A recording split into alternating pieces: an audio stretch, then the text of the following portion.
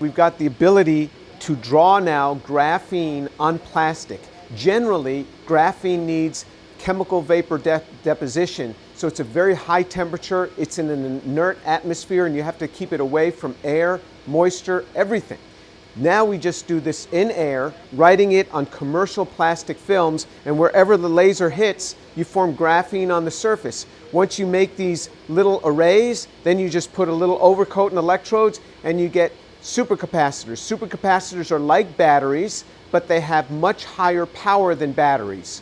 And so what we're doing is we're moving toward flexible electronics that will allow these to flex and be made in air.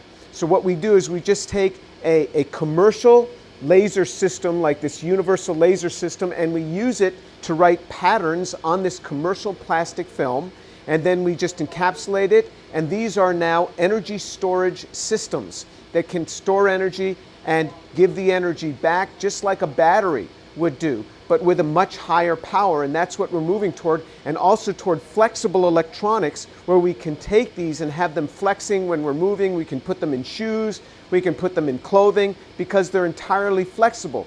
That's the idea, to be able to build structures very rapidly, roll to roll. So just as newspaper print goes from one roll to another and the ink is written on it, this is what we would do. We would have roll-to-roll plastic films going, and lasers would just print the patterns that would then be used in electronics. But it's not just directly in this way. We can take these, we can also electrochemically coat them and make pseudocapacitors, which have even much higher energy than just the supercapacitors would have. So we can move this into other domains. In other ways, what we can do is we can write patterns and then scrape off the graphene and use that graphene in other catalytic reactions. For example, we have shown that we can use it to split water.